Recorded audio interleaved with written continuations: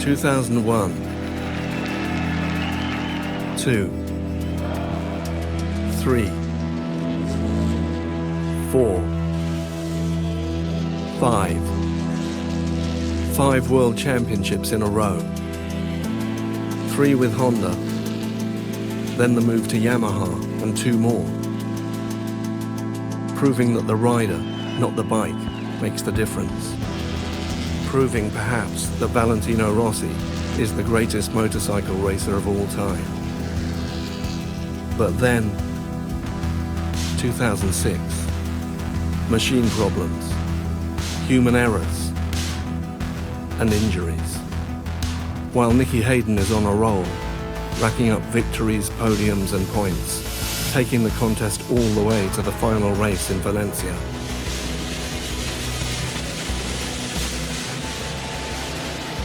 Holding his nerve to the end, the Kentucky kid seizes the crown as Rossi slips and falls.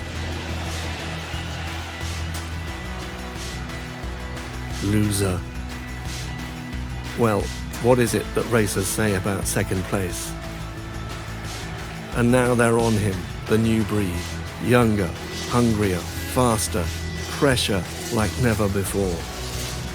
Casey Stoner, the fastest rider Rossi's ever encountered. He wins 10 races in 2007. Rossi, just 4. A new low for the Italian. A stunning triumph for the Australian. Spain's Dani Pedrosa is the runner-up. In third place, Valentino Rossi. Third, and hurt.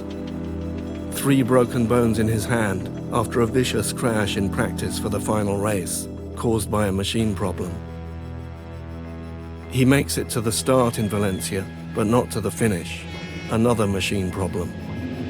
Adding insult to injury, Yamaha signs Jorge Lorenzo as their second rider for 2008. For the future, in other words. Now the enemy is in the building. Lorenzo arrives in the Yamaha garage to find that Rossi's had a wall built down the middle of it to shut out his so-called teammate. But he can't build a wall on the track. Lorenzo takes pole at his first MotoGP race in Qatar. Easy. He's on the podium at the second race in Spain and wins the third in Portugal. Easy. And then he crashes. And crashes. And crashes.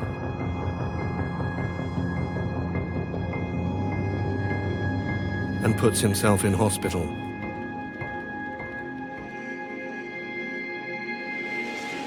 But Casey Stoner is still there. After some teething trouble with the 2008 Ducati, the reigning world champion is going faster than ever. A 3-win blitz in mid-season, blocking Rossi's title charge. Time to fight back. Laguna Seca. A duel in the California sun. As close to a fistfight as you can get on a motorcycle. Some of the passing manoeuvres were maybe a little bit too much and past the point of fair or aggressive. We make a lot of overtaking, quite aggressive, but we never touch each other. My style to race is try to never give up. Anyway, I enjoy the battle. Stoner and his team don't like it, but everybody else does. The Australian falters.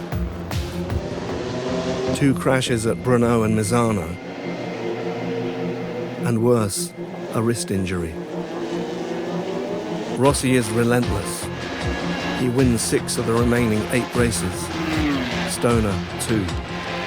The Italian is king again, and making history. Only one rider, that other Italian god Giacomo Agostini, has ever recaptured the crown after losing it 2 years in a row. Agostini managed it once, in 1975, but he finished 7th the following season and retired the year after that. In 2009, Valentino Rossi sets out to win it again. A new record in his sights, and no thoughts of retirement in his head. There are only 3 problems: Jorge Lorenzo, Casey Stoner, and Danny Pedrosa.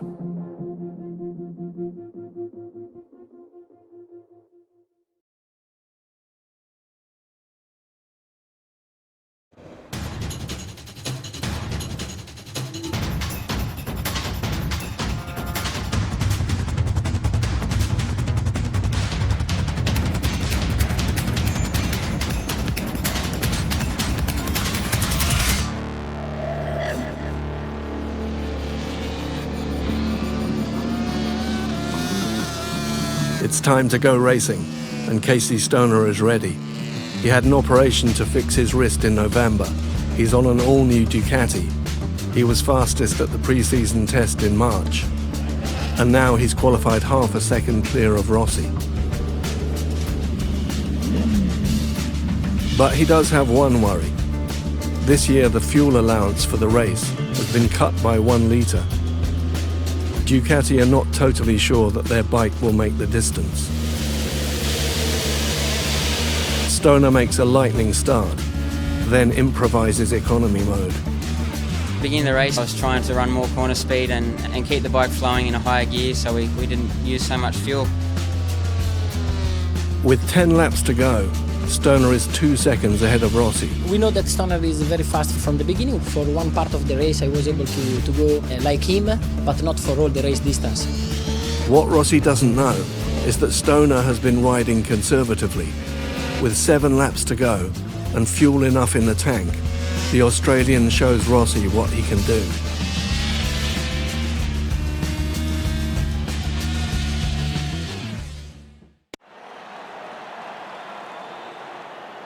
Rossi's still fighting. 7 laps to go. Time to shake him off. In the next 4 laps, open the gap to over 5 seconds.